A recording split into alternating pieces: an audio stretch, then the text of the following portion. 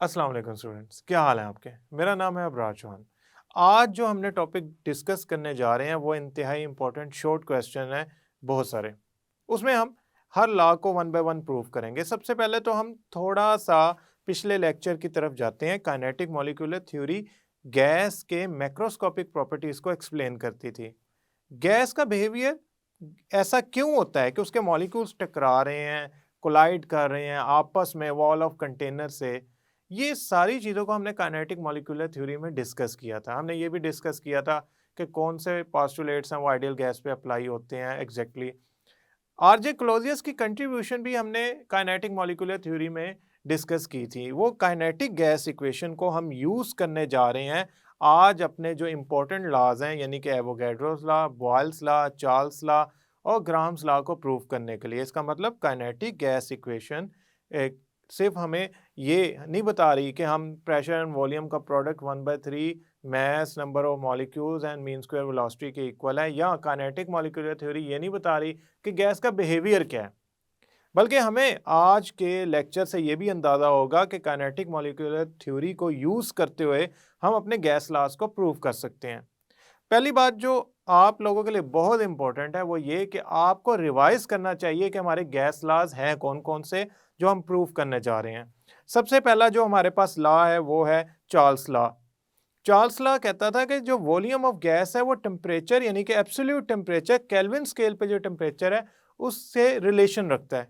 अगर आप absolute temperature यानी कि केल्विन स्केल का टेम्परेचर बढ़ाते हैं तो वॉल्यूम भी इंक्रीज करता है।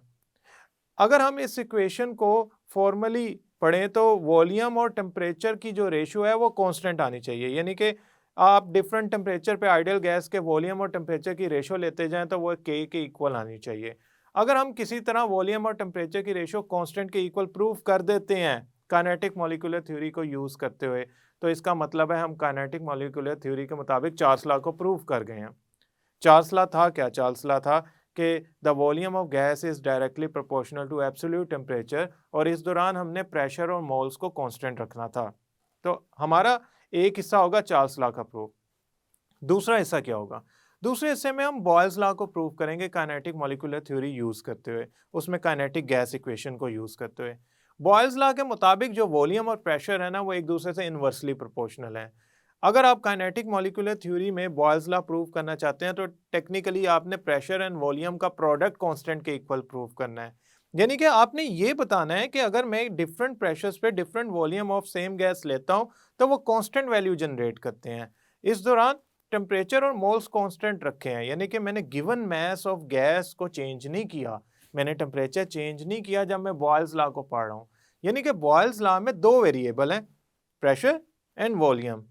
temperature is a constant and number of moles is also constant.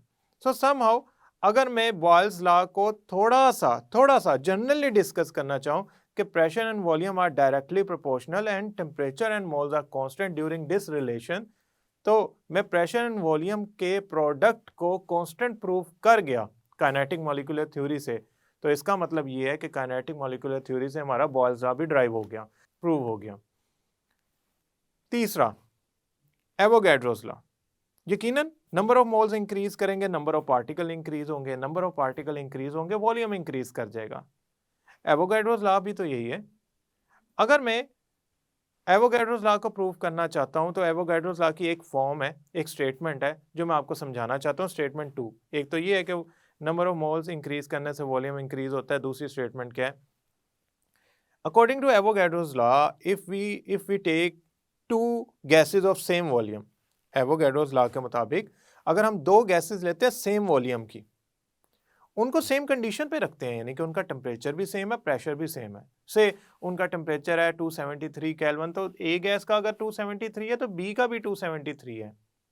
उनका प्रेशर भी सेम रखते हैं, यानी कि आपने वॉल्यूम सेम लिया, टेम्परेचर सेम लिया, प्रेशर सेम लिया। तो याद रखिएगा एवोगैड्रोस लॉ की स्टेटमेंट 2 के मुताबिक ये, या एवोगैड्रोस लॉ की स्टेटमेंट के मुताबिक इनके नंबर ऑफ पार्टिकल्स भी सेम होंगे, यानी कि मोल्स भी सेम होंगे।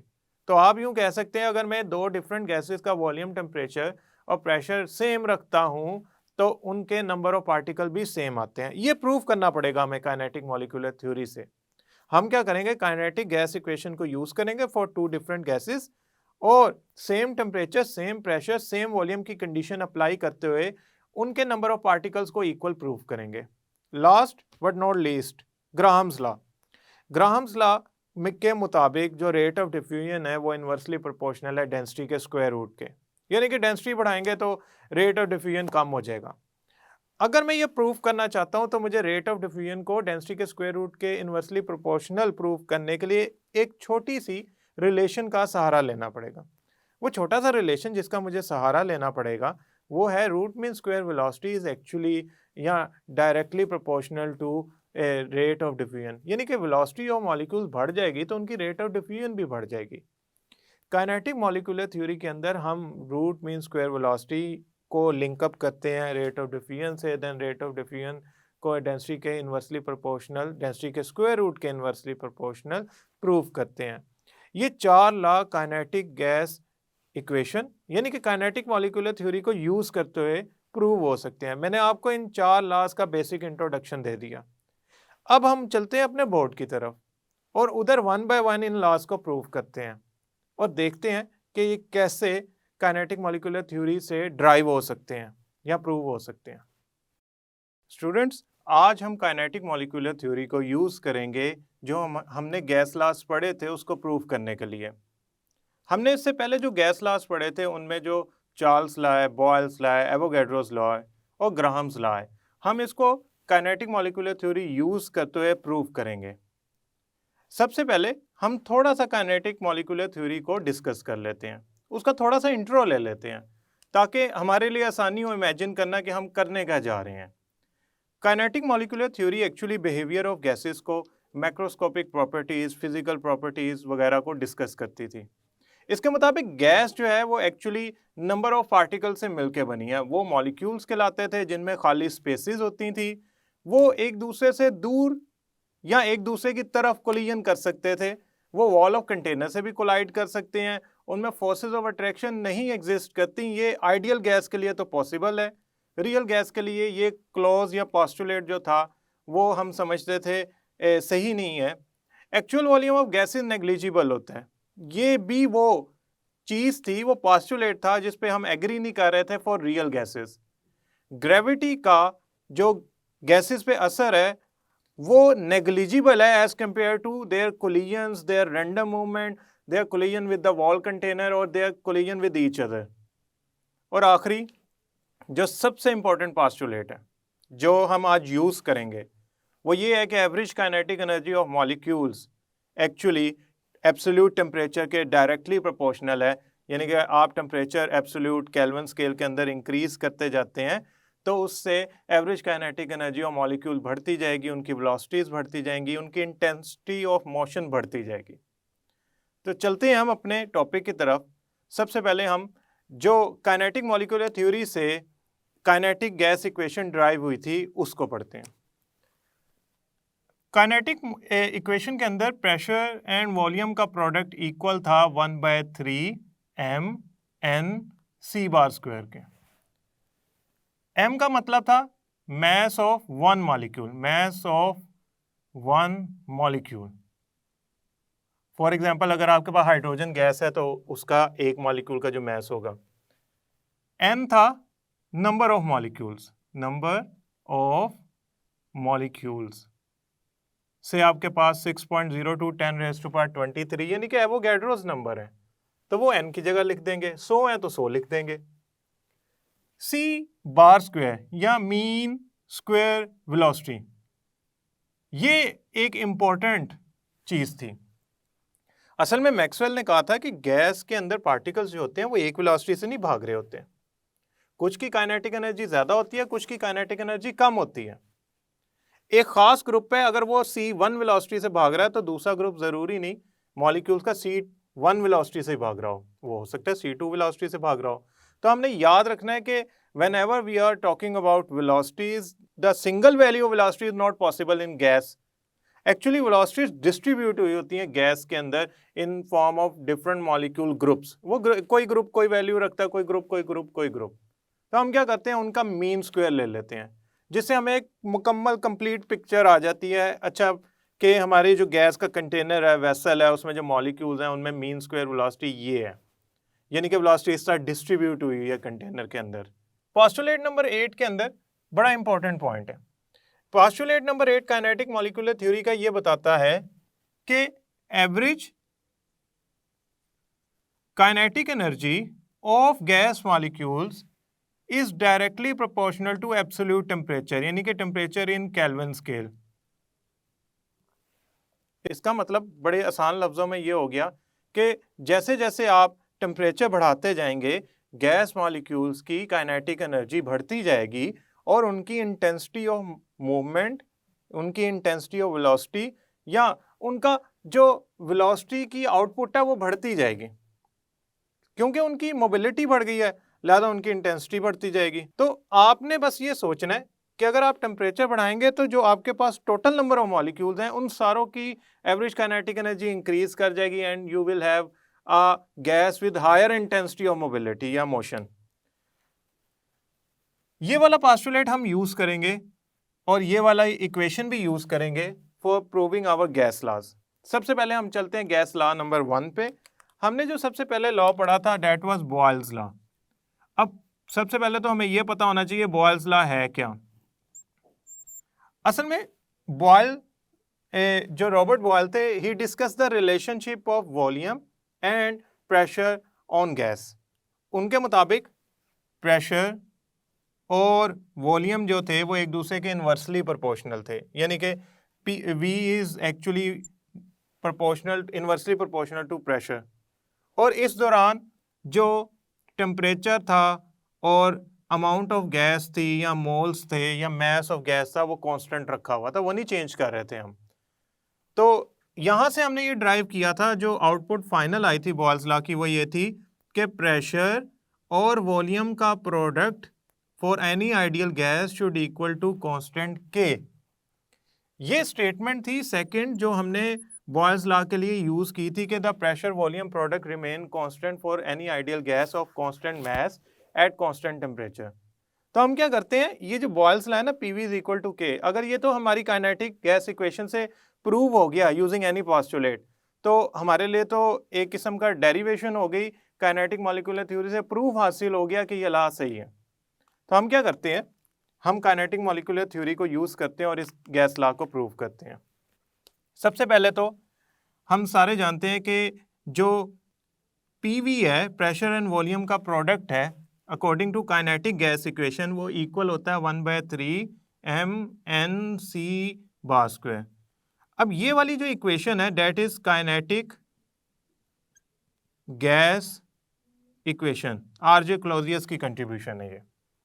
अच्छा, हमें ये भी पता है कि average kinetic energy of gas molecules, average kinetic energy of gas molecule is directly proportional to absolute temperature.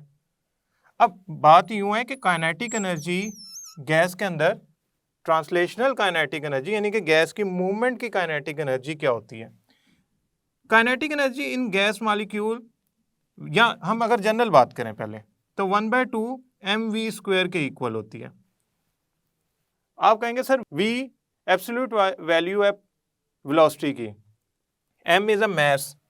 अगर कोई गाड़ी वेलोसिटी 2 से मूव कर रही है और उसका मैस से कुछ भी है 1000 है, तो हम इसके ज़रिए काइनेटिक एनर्जी के ज़रिए यूज़ करते हुए ये वाली इक्वेशन हम उसकी काइनेटिक एनर्जी निकाल सकते हैं, वेलोसिटी पता हो और मैस पता हो। व्हाट इफ़ हमें गैस की बात करनी हो, तो गैस में तो वेलोसिटी की एक सिंगल वैल्यू तो होती नहीं, उसमें तो वेलोसिटी डिस्ट्रीब्यूट हुई होती है डिफरेंट वैल्यूज़ के अंदर। वो पूरी एक रेंज ऑफ वेलोसिटीज़ होती हैं एक कंटेनर के अंदर जो गैस के मॉलिक्यूल बंद होते हैं। तो वहाँ तो हम v यूज़ नहीं कर सकते, वहाँ हमें जो वैल्यू यूज़ करनी पड़ती है वो c बार स्क्वायर है। अब एक गैस का मॉलिक्यूल का मैस m है, तो एक कंटेनर अगर मैं बनाऊँ तो उस कंटेनर के अंदर एक गैस का मॉलिक्यूल थोड़ी होता है, उसके अंदर तो बहुत सारे नंबर ऑफ मॉलिक्यूल्स होते हैं। अगर मैं in total number of molecule से n के जरिए in total number of molecules को शो करूं, तो मैं ये कहूँगा अगर एक गैस के मॉलिक्यूल का मैस m है, तो टोटल मैस ऑफ गैस होगा एक मॉलिक्यूल का मैस मल्टीप्लाई बाय जितनी टोटल अमाउंट है गैस के मॉलिक्यूल्स की तादाद है। आप यूँ समझो कि आपके पास एक फुटबॉल है 2 kg का, और वो एक बॉक्स के अंदर बंद है और उस बॉक्स के अंदर 50 मोर फुटबॉल्स हैं। आप चाहते हैं उस बॉक्स का मास फाइंड करना। अब आप खुद सोचें, आप समझे फुटबॉल जो है ना वो एक मॉलिक्यूल है, एक मॉलिक्यूल का मास है 2, 50 फुटबॉल्स हैं, तो टोटल मास कितना हुआ? 2 multiply by 50 is equal to 100। Same इसी तरह अगर एक गैस के मॉलिक्यूल का मास m है तो टोटल का क्या होगा? m multiply by total number of gas particle which is n। तो यहाँ पे m की जगह मैं क्या लिख देता हूँ? Mass of one molecule multiply by n, और ये 1/2 आ गया। ये आ गई काइनेटिक एनर्जी की equation. Now this equation is very much required for this equation. अब आप कहेंगे सर ये एवरेज काइनेटिक एनर्जी की जो आपने इक्वेशन ड्राइव की है फॉर पर्टिकुलर गैस या फॉर आइडियल गैस या फॉर एनी गैस, इसको यहाँ पे इनपुट कर दें। 1/2 mn c bar square is equal to average kinetic energy of gas molecule. अब अगर तो मैं इस इक्वेशन को टेम्परेचर की तरफ ले जाना चाहता हूँ, इक्वेशन नंबर 1 को टेम्परेचर की तरफ ले जाना चाहता हूँ, तो काइनेटिक एनर्जी की तरह किसी तरह T आना चाहिए। अब ये चीज देखें, आप काइनेटिक एनर्जी डायरेक्टली प्रोपोर्शनल है टेम्परेचर के। तो अगर मैं कहता हूं काइनेटिक एनर्जी डायरेक्टली प्रोपोर्शनल है टेम्परेचर के और प्रोपोर्शनैलिटी का साइन हटाऊंगा तो कांस्टेंट आएगा, तो काइनेटिक एनर्जी इक्वल हुई किसके? के constant multiply by absolute temperature के। तो इस काइनेटिक एनर्जी की जगह मैं वो वैल्यू लिख देता हूं जो अभी मैंने ड्राइव किया, क्या हो गई? के टी। तो मेरे पास आंसर क्या आ गया? मेरे पास आंसर आ गया के multiply by T is equal to 1/2 mn/c bar square. Now हमने काइनेटिक एनर्जी को यूज कर लिया और उसको कन्वर्ट कर दिया in terms of temperature, absolute temperature, याद रखिएगा बात। अब हम इस इक्वेशन नंबर ए को यूज करने जा रहे हैं। देखिए ये वाली जो काइनेटिक गैस इक्वेशन है ना, इसमें हम किसी तरह अगर के टी ले आए ना तो हमारा बॉयल्स लॉ प्रूव होना शुरू हो जाएगा। हम क्या करते हैं, काइनेटिक गैस इक्वेशन को दोबारा लिखते हैं। PV is equal to 1/3 mn/c bar square. अब आप कहेंगे सर mn/c बार स्क्वायर है काइनेटिक गैस इक्वेशन के अंदर, 1/2 नहीं है, तो हम क्या करते हैं इसको 1/2 से मल्टीप्लाई कर देते हैं और 2 से भी मल्टीप्लाई कर देते हैं। इस तरह इक्वेशन को कोई फर्क नहीं पड़ेगा। मेरे पास फॉर एग्जांपल 100 रुपीज़ हैं, मैं उसे 2 से मल्टीप्लाई कर दूं तो 200 हो जाएगा, 2 से डिवाइड कर दूं फिर 100 आ जाएगा। तो अगर हम इक्वेशन को किसी वैल्यू से मल्टीप्लाई और उसी वैल्यू से डिवाइड कर दें तो इक्वेशन को कोई फर्क नहीं पड़ता। तो मैंने अपनी आसानी के लिए इसको मल्टीप्लाई कर दिया विद 1/2। अब स्टूडेंट्स इस इक्वेशन के अंदर हमने ये वैल्यू हमारे पास अवेलेबल हो गई है। हम जानते हैं कि ये वाली जो वैल्यू है ना ये इक्वल है के टी के। तो हम ऐसा करते हैं नेक्स्ट पोर्शन पे चलते हैं, इस इक्वेशन को नेक्स्ट पार्ट के अंदर पढ़ते हैं। ये देखें भाई, PV इज इक्वल टू 1/3, यहाँ मैंने 2 से मल्टीप्लाई किया था तो ये 2 मल्टीप्लाई बाय 1 2 हो गया था, और यहाँ आ गया था 1/2 mn/c बार का स्क्वायर। अब ये वाली जो वैल्यू है ये के टी के इक्वल है, तो लिख देता हूं 2/3 के टी, और ये किसके इक्वल है? PV के। अब यहां से बॉयल्स लॉ बड़ी आसानी से प्रूव हो जाएगा। आप सोच रहे होंगे कैसे? देखें बॉयल्स लॉ के अंदर टेम्परेचर क्या है? कांस्टेंट। बॉयल्स लॉ के अंदर के, अब के तो वैसे ही कांस्टेंट है, बॉयल्स लॉ के अंदर तो नहीं, इधर ही इक्वेशन में के मींस कांस्टेंट, 2 वैल्यू क्या है? कांस्टेंट, 3 वैल्यू क्या है? कांस्टेंट। जब हम कांस्टेंट को कांस्टेंट से मल्टीप्लाई करें या कांस्टेंट से डिवाइड करें हमारा आंसर फिर भी कांस्टेंट आता है। तो ये सारे कांस्टेंट आपस में मल्टीप्लाई या डिवाइड हो भी जाए तो हमारा रिजल्ट ओवरऑल कांस्टेंट ही आएगा। तो PV इज इक्वल टू के डैश। ये तो बॉयल्स लॉ प्रूव हो गया कि प्रेशर एंड वॉल्यूम का प्रोडक्ट कांस्टेंट रिजल्ट देगा। अगर आप टेम्परेचर को कांस्टेंट कंसीडर कर रहे हैं तो इस तरफ की सारी वैल्यू कांस्टेंट हो गई हैं। ये आपने काइनेटिक मॉलिक्यूलर थ्योरी यूज करते हुए बॉयल्स लॉ को प्रूव किया। अब हम क्या करते हैं, हम चार्ल्स लॉ को प्रूव करते हैं। उसके लिए हमें ये वाली इक्वेशन जो है जिसमें हम टेम्परेचर को कांस्टेंट कंसीडर कर रहे थे ये हमें चाहिए होगी। तो मैं ऐसा करता हूं, इसको एक दफा दोबारा लिख लेता हूं। हमने ये पढ़ा था कि प्रेशर एंड वॉल्यूम इक्वल होता है 1/3 mNc बार स्क्वायर, यानी कि काइनेटिक गैस इक्वेशन। फिर हमने ये पढ़ा था कि अगर मैं 2 से मल्टीप्लाई कर दूं और 2 से डिवाइड कर दूं तो ये बन जाएगा 1/2 mNc बार स्क्वायर और आगे बन जाएगा 2/3। फिर ये वाली जो वैल्यू थी हमारी के टी के इक्वल थी, तो हमारा आंसर क्या है 2/3 के टी और यहाँ आ गया पी भी। अब स्टूडेंट्स अगर ये शॉर्ट क्वेश्चन आता है तो आपको ये वाले स्टेप दोबारा करने पड़ेंगे। ऐसा नहीं है कि अगर आप समझते हैं कि बॉयल्स लॉ के अंदर बुक के अंदर ये सारा प्रॉपरली प्रूव हुआ है और बॉयल्स लॉ प्रूव करने के बाद जब चार्ल्स लॉ की बारी आई तो उन्होंने डायरेक्ट इक्वेशन यूज कर ली बजाय इसके कि वो ड्राइव करते सारी इक्वेशन को। आपने ये 3 स्टेप दोबारा करने हैं और ये जो प्रेशर वॉल्यूम का प्रोडक्ट के टी 2/3 के इक्वल है, इसको आपने दोबारा ड्राइव करना है जब ये शॉर्ट क्वेश्चन आएगा। तो अब हम नेक्स्ट क्वेश्चन की तरफ बढ़ते हैं। ये भी शॉर्ट क्वेश्चन है बॉयल्स लॉ, नेक्स्ट भी शॉर्ट क्वेश्चन है। चार्ल्स लॉ को प्रूव करते हैं। चार्ल्स लॉ है क्या? चार्ल्स लॉ कहता है कि वॉल्यूम और टेम्परेचर की जो रेशियो है वो कांस्टेंट रहेगी और इस दौरान क्या क्या चीजें हमने कांस्टेंट कंसीडर की हैं? प्रेशर, मोल्स या मास ऑफ गैस। अब आप सोच रहे होंगे वॉल्यूम और टेम्परेचर की रेशियो अगर कांस्टेंट रहेगी तो हम ये इक्वेशन यूज करते हुए, इसको मैं कह देता हूँ इक्वेशन बी। तो हम इक्वेशन बी यूज करते हुए क्या इसको प्रूव कर सकते हैं? यकीनन कर सकते हैं। हम ऐसा करते हैं, राइट इक्वेशन बी। पहले से हम इक्वेशन बी लिख लेते हैं। इक्वेशन बी लिखने के लिए हम ऐसा करते हैं, सबसे पहले लिखते हैं प्रेशर एंड वॉल्यूम का प्रोडक्ट इक्वल होता है 2/3 के इंटू टी के। अब आप कहेंगे सर बात यूं है कि हमने वॉल्यूम ओवर टेम्परेचर को कांस्टेंट प्रूव करना है, तो आप वॉल्यूम और टेम्परेचर एक तरफ ले जाएं, बाकी सारी चीज़ें इक्वेशन की दूसरी तरफ ले जाएं। तो volume over temperature is equal to 2/3 के, प्रेशर इधर मल्टीप्लाई हो रहा है, दूसरी तरफ क्या हो जाएगा? डिवाइड हो जाएगा। अब फिर वही बात आ गई, प्रेशर तो चार्ल्स लॉ में कांस्टेंट क्वांटिटी है। ये देखें मैंने खुद कहा है कि कांस्टेंट है, के इटसेल्फ कांस्टेंट है, 2 और 3 तो वैसे ही कांस्टेंट है। तो कांस्टेंट आपस में मल्टीप्लाई हो या डिवाइड हो, they will give you the answer constant. मसलन मैं अगर जस्ट फॉर आप यूँ समझ लें समझाने के लिए एग्जांपल, 6/2 यानी कि 2 कांस्टेंट आपस में डिवाइड हुए तो आंसर आया 3।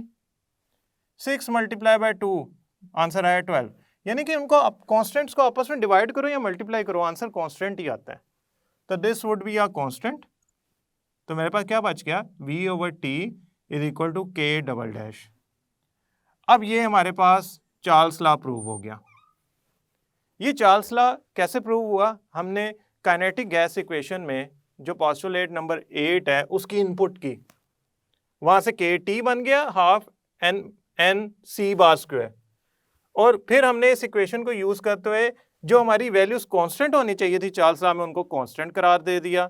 जैसे ही हमने उन कांस्टेंट्स को एक तरफ लेके गए वो K डैश के इक्वल आए और वॉल्यूम और टेम्परेचर की जो रेशियो है वो आपके पास कांस्टेंट आ गई। सो ये आप ना समझिएगा कि ये 1, 2 और 3 स्टेप में शॉर्ट क्वेश्चन पूरा हो जाता है। ये 3 स्टेप आपने जरूर करने हैं, तभी मैंने ये दोबारा किए हैं। अब हम प्रूव करते हैं Avogadro's law. Now this is another short question, Avogadro's law. थोड़ा सा रिवाइज कर लेते हैं एवोगैड्रो लॉ था क्या। According to Avogadro's law, 2 gases having same volume, 2 gases उनकी क्या चीज सेम है? वॉल्यूम। अगर वो टेम्परेचर और प्रेशर भी सेम रखते हैं तो याद रखिएगा उन गैसेस में नंबर ऑफ मॉलिक्यूल्स भी सेम होंगे। फॉर एग्जांपल एक गैस 1 है और एक गैस 2 है, इन दोनों का वॉल्यूम सेम है, इन दोनों का टेम्परेचर भी सेम है, इन दोनों का प्रेशर भी सेम है। यानी कि ये 3 जो वैल्यूज हैं वॉल्यूम, टेम्परेचर, प्रेशर, ये सेम है। तो अगर गैस 1 के अंदर 100 नंबर ऑफ मॉलिक्यूल्स हैं तो इसके अंदर भी 100 ही होंगे। अगर ये फॉर एग्जांपल 1 मोल है तो ये भी 1 मोल ही होगी, क्योंकि number of molecules are actually calculated with the help of moles, तो आप मोल्स या मॉलिक्यूल्स को आपस में कोरिलेट कर सकते हैं। अच्छा भाई, हम ऐसा करते हैं कि गैस 1 पे अप्लाई करते हैं काइनेटिक गैस इक्वेशन। आप कहेंगे sir PV is equal to 1/3 mNc²। मैं कहूँगा P1 V1 लिख दूं? आप कहेंगे नहीं सर, गैस 1 और गैस 2 सेम प्रेशर वॉल्यूम पे हैं और सेम टेम्परेचर पे हैं, तो P1 V1 और P2 V2 ना लिखिएगा क्योंकि ये वैल्यू सेम है। मतलब प्रेशर एंड वॉल्यूम का प्रोडक्ट इक्वल होगा 1/3 M2 N2 C2 बार का स्क्वायर। अब बात यूं है कि अगर आपके पास ये दो इक्वेशंस बन गई हैं और ये दोनों आपस में बराबर हैं, यानी कि प्रेशर एंड वॉल्यूम का प्रोडक्ट दोनों का सेम होगा क्योंकि हमने खुद इनको सेम वॉल्यूम और प्रेशर पे लिया है, तो ये इक्वेशन नंबर 1 और इक्वेशन नंबर 2 दोनों एक दूसरे के इक्वल होंगी। तो मैं लिख लेता हूँ equal. Equation number 1 1/3 M1 N1 C1 bar का square is equal to 1/3 M2 N2 C2 bar का स्क्वायर। अब आप कहेंगे सर 1/3 तो कैंसिल करें ना, बाकी देख लेते हैं। ये ले भाई, मैंने कैंसिल कर दिया। पीछे क्या बच गया? M1 C1 बार का स्क्वायर M2 C2 बार का स्क्वायर। मैंने तो प्रूव करना है कि इसके नंबर ऑफ मॉलिक्यूल इसके नंबर ऑफ मॉलिक्यूल्स के इक्वल हैं क्योंकि दोनों सेम टेम्परेचर प्रेशर वॉल्यूम पे हैं। तो अभी तक तो मैंने प्रेशर एंड वॉल्यूम वाली थ्योरी यूज की है, टेम्परेचर वाली बात तो की नहीं। देखें, बात यूं है कि मैं एक बॉक्स बनाता हूं और इसमें एक चीज समझाता हूं आपको। अगर दोनों सेम टेम्परेचर पे हैं, गैस 1 और गैस 2 से दोनों 273 केल्विन पे हैं, तो होना यूं चाहिए कि दोनों की काइनेटिक एनर्जी पर मॉलिक्यूल भी सेम होनी चाहिए। For example, kinetic energy of gas 1 जो है फॉर गैस 1 अगर है 1/2 M1 C1 बार का स्क्वायर, तो काइनेटिक एनर्जी फॉर गैस 2 होगी 1/2 M2 C2 बार का स्क्वायर। अगर मैं गैस की बात कर रहा हूं तो उसमें overall average kinetic energy per molecule should be same because they are having same temperature, दोनों सेम टेम्परेचर पे हैं, से 273 केल्विन पे। तो इन दोनों की जो एवरेज काइनेटिक एनर्जी की वैल्यूज हैं वो बराबर होनी चाहिए। अब मैं ऐसा करता हूँ, A1 और 2 इक्वेशन जो मैंने गैस 1 गैस 2 की काइनेटिक इक्वेशन काइनेटिक एनर्जी वाली वैल्यू इक्वेशन निकाली है, इनको इक्वेट कर लेता हूँ। तो ये इक्वेशन 1/2 इक्वल आएगी M1 C1 बार का स्क्वायर और वो इक्वल आएगी हाफ M2 C2 बार का स्क्वायर। अब कहेंगे सर 1/2 से कैंसिल करें तो पीछे आपके पास बच जाएगा M1 C1 बार का स्क्वायर M2 C2 बार का स्क्वायर। ये हो गया आपका एक जनरल डेरिवेशन कि अगर आपके सेम टेम्परेचर पे दो गैसेस हों और उनकी काइनेटिक एनर्जी वाली इक्वेशन यूज करूं तो M1 C1 बार का square M2 C2 bar square के इक्वल आएगा। अब मैं क्या करता हूं, इस इक्वेशन को C कह लो, डिवाइड कर देता हूं इस इक्वेशन से जो है D। तो मैं यहां लिख देता हूं divide equation D with C। तो मेरे पास क्या वैल्यू बनेगी? मैं इनको 2 कलर्स में करता हूं ताकि आसानी से कटिंग भी हो जाए। M1 N1 C1 बार का square M2 N2 C2 bar का स्क्वायर। इसको मैंने डिवाइड किया विद M1 C1 बार का स्क्वायर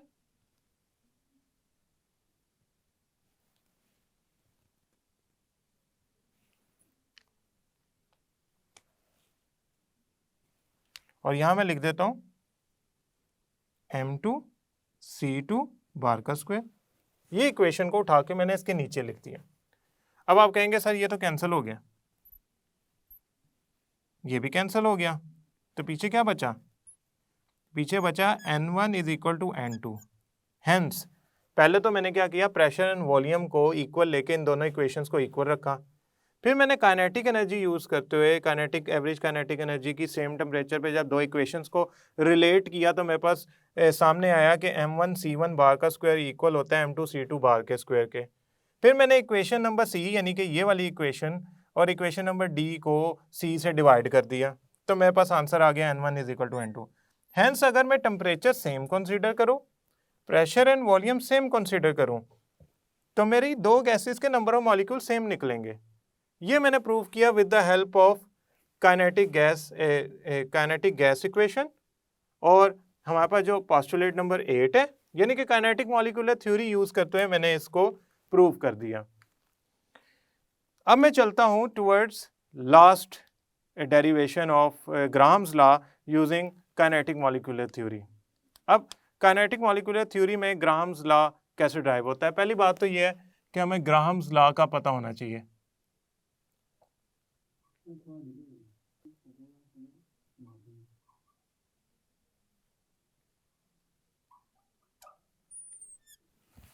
स्टूडेंट्स, अब हम ग्राम्स लॉ को प्रूव करने जा रहे हैं। ग्राम्स लॉ को प्रूव करने से पहले हम ना थोड़ा सा ग्राम्स लॉ को रीइंट्रोड्यूस करवा लेते हैं ताकि हमें पता हो कि हम प्रूव क्या करने जा रहे हैं। ग्राम्स लॉ के मुताबिक जो रेट ऑफ डिफ्यूजन है वो इन्वर्सली प्रोपोर्शनल है डेंसिटी के स्क्वायर रूट के। इसका मतलब है जो गैसेस डेंस है उनकी स्पीड ऑफ डिफ्यूजन या रेट ऑफ डिफ्यूजन जो होगा वो कम होगा क्योंकि इन्वर्सली प्रोपोर्शनल है। और जिन गैसेस की डेंसिटी जो है वो कम है, लाइट गैसेस हैं, हाइड्रोजन फॉर एग्जांपल हीलियम, तो वो उनकी रेट ऑफ डिफ्यूजन ज़्यादा होगी। अब इन दैट केस हमें ये बात समझ आनी चाहिए कि डेंसिटी और rate of diffusion inversely proportional है एट गिवन कंडीशंस। अच्छा, हम ऐसा करते हैं, इस बात को काइनेटिक मॉलिक्यूलर थ्योरी इस्तेमाल करते हुए प्रूव करते हैं। उसके लिए हमें इन दो चीज़ों का सहारा लेना पड़ेगा। सबसे पहली बात यह है कि प्रेशर एंड वॉल्यूम का प्रोडक्ट काइनेटिक गैस इक्वेशन के मुताबिक इक्वल होता है 1/3 mnc बार स्क्वायर के। अब अगर ये c बार स्क्वायर के इक्वल होता है mn है, तो मैं इसको, इस इक्वेशन को फॉर 1 मोल अज्यूम करता हूँ, फॉर 1 मोल। तो मेरे पास क्या क्या चेंजेस आएंगे इस इक्वेशन के अंदर? अगर n होता तो वो 1 के इक्वल हो जाता। नंबर ऑफ मॉलिक्यूल्स इस इक्वेशन में मेंशन्ड है। अब आप सारे जानते हैं कि नंबर ऑफ मॉलिक्यूल जो इक्वेशन के अंदर मेंशन्ड है, अगर वो 1 मोल के लिए लिए जाएं तो वो 6.02 10⁻23 बनेंगे, यानी कि एवोगैड्रोस नंबर बनेंगे।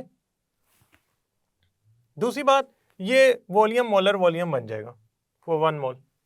खैर, PV is equal to 1/3 m। अब n नहीं रहेगा, क्या बन गया? Na, और साथ क्या आ गया? c bar square.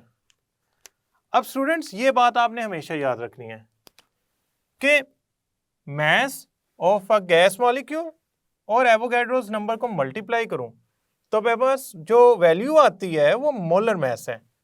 तो m multiply by Na is equal to molar mass. ये आपने याद रखनी है, ये वाली बात। ये आगे भी यूज होगी मुख्तलिफ लेक्चर्स के अंदर, लिहाजा आप याद रखिएगा। तो ये वाला हिस्सा जो है ये मोलर मास बन जाएगा। तो मैं इस इक्वेशन को दोबारा लिख देता हूं, PV इज इक्वल टू 1/3, इसकी जगह आ जाएगा molar mass c bar square. अब आप कहेंगे सर इधर डेंसिटी बनानी पड़ेगी हमें, और दूसरी तरफ R यानी कि जो रेट ऑफ डिफ्यूजन है उसको हमें लाना पड़ेगा। अब बात यूं है कि रेट ऑफ डिफ्यूजन में R जो है वो डायरेक्टली तो नहीं आ सकता, लेकिन उसकी एक चीज समझते हैं। रेट ऑफ डिफ्यूजन असल में ना रूट मीन स्क्वायर वेलोसिटी के डायरेक्टली प्रोपोर्शनल होता है। आप सोच रहे होंगे कैसे? देखें, एक गैस है, एक कंटेनर है गैस का, ये इसकी जो रूट मीन स्क्वायर वेलोसिटी है इन मॉलिक्यूल्स की वो बहुत ज्यादा है। तो आप क्या उम्मीद लगाते हैं इस गैस से कि ये तेजी से डिफ्यूज करेगी, इसकी वेलोसिटी ज्यादा है मॉलिक्यूल्स की, कि स्लो डिफ्यूज करेगी? डेफिनेटली जिसकी वेलोसिटी ज्यादा है वो तेजी से डिफ्यूज करती जाएगी गैस।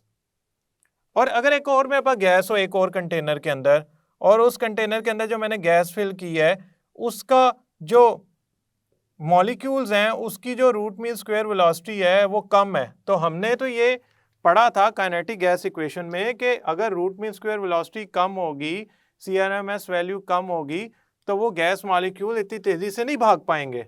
जब वो भाग ही नहीं पाएंगे तो उन्होंने कैसे डिफ्यूज करना है? अगर वो डिफ्यूज करते भी हैं तो स्लो करते हैं। तो जिसकी CRMS वैल्यू ज्यादा है उसका रेट ऑफ डिफ्यूजन भी ज्यादा है।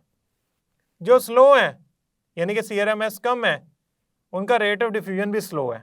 तो ये एक दूसरे के डायरेक्टली प्रोपोर्शनल है, यानी कि ये एक दूसरे से लिंक्ड अप है, रिलेटेड है, इनका रिलेशन डेवलप हो सकता है। अगर मैं किसी तरह CRMS को प्रूव कर दिया डेंसिटी के इनवर्सली प्रोपोर्शनल स्क्वायर रूट के, तो मेरा मतलब यही होगा कि रेट ऑफ डिफ्यूजन भी डेंसिटी के इनवर्सली प्रोपोर्शनल है स्क्वायर रूट के। तो मेरे पास यहाँ पे ये वैल्यू तो गिवन है जो CRMS यानी कि कन्वर्ट हो सकती है, इसका सिर्फ मैंने स्क्वायर रूट लेना है तो मेरे पास CRMS बन जाएगा। सिर्फ ये करना है मैंने, बाकी मेरे पास डेंसिटी बना लेते हैं दूसरी इक्वेशन की साइड पे। मैं ऐसा करता हूं कि इस इक्वेशन को यूज करता हूं। PV इज इक्वल टू 3 दूसरी तरफ गया, मोलर मास नीचे आ गया और ये बन गया C बार स्क्वायर। अब मैं ऐसा करता हूं, ये ले लेता हूं स्क्वायर रूट, दोनों इक्वेशन की साइड पे स्क्वायर रूट ले लेता हूं। इक्वेशन की दोनों तरफ स्क्वायर रूट लेने से ये तो बन गया CRMS। ये वाली वैल्यू क्या बनी देखें, वॉल्यूम और मोलर मास गिवन है, वॉल्यूम और मोलर मास हमारे पास गिवन है।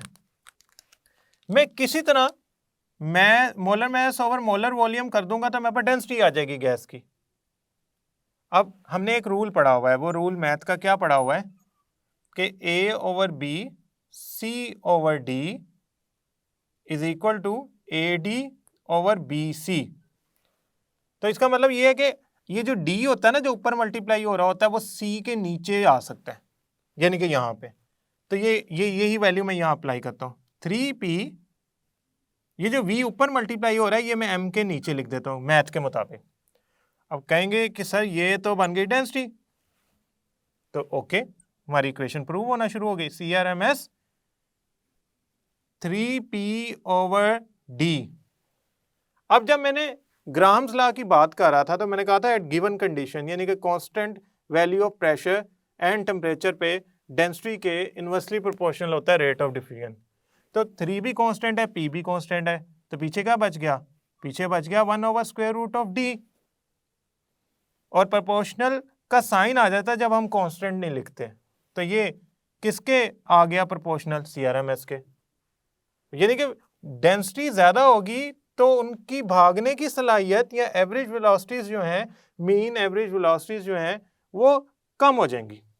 तो मैं क्या करता हूं, ये वाली वैल्यू को रिप्लेस कर देता हूं R से, क्योंकि ये दोनों मैंने पहले रिलेट कर ली हैं। तो ये किसके इनवर्सली प्रोपोर्शनल आ गई, डेंसिटी के स्क्वायर रूट के। हेंस यहां से प्रूव हुआ। अच्छा, 1 का स्क्वायर रूट भी 1 ही होता है, तो आप इसको जरूरी नहीं इस तरह लिखें, आप इसको यूं भी लिख सकते हैं 1/√D is directly proportional to R। अब देखें रेट ऑफ डिफ्यूजन ज्यादा होगा तो डेंसिटी को कम होना पड़ेगा। क्यों? मैंने काइनेटिक मॉलिक्यूलर थ्योरी यूज करते हुए भी यही साबित किया कि रेट ऑफ डिफ्यूजन जो है वो डेंसिटी के स्क्वायर रूट के इनवर्सली प्रोपोर्शनल है। अब स्टूडेंट्स ये एक लेंथी डेरिवेशन है थोड़ी सी, और इसमें 2-3 चीजें मिक्स करनी पड़ती हैं ताकि इसका हम रिजल्ट निकाल सकें।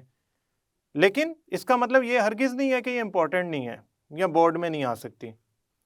काइनेटिक मॉलिक्यूलर थ्योरी ने सिर्फ हमें गैस का बिहेवियर डिस्कवर नहीं कराया या एक्सप्लेनेशन गैस के बिहेवियर की नहीं दी, बल्कि हमारे ये जो कुछ लॉज हैं ये भी प्रूव कर दी है। अब ABC यानी कि Avogadro's, Boyle's and Charles law और साथ ग्राहम्स लॉ, ये हमने प्रूव किया with the help of kinetic molecular theory.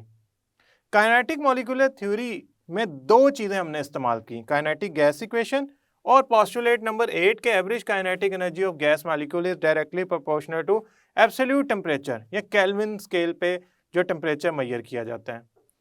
ये सारे शॉर्ट क्वेश्चंस हैं, बहुत इंपॉर्टेंट है, डेरिवेशंस आपने करनी है। इन डेरिवेशंस को जितना डिटेल में डिस्कस हो सकता था मैंने किया है, और जो जो वैल्यूज मैं साथ साथ बताई जा रहा हूँ जब आप एग्जाम में इसको लिखेंगे तो ये साथ साथ लिखनी है ताकि आपकी डेरिवेशन एक कंप्लीट डेरिवेशन हो, उसमें कोई स्टेप मिस ना हो। तो स्टूडेंट्स, मुझे उम्मीद है आपने ये 4 लॉज प्रूव किए होंगे, ABC, Avogadro's, Boyle's law, Charles law और ग्राहम्स लॉ। ये सारे शॉर्ट क्वेश्चन है। Graham's law definitely multiple step रखता है, लेकिन उसका मुकाबला अगर बाकी लॉन्ग क्वेश्चन से किया जाए एज अ लॉन्ग क्वेश्चन तो ज़रा मुश्किल है। लेकिन आपने इनको ज़रूर याद करना है, आपने इनको ज़रूर प्रैक्टिस करना है, आपने ज़रूर इनको प्रूव करना है with the help of KMT। हमें नेक्स्ट लेक्चर तक के लिए अल्लाह हाफिज़।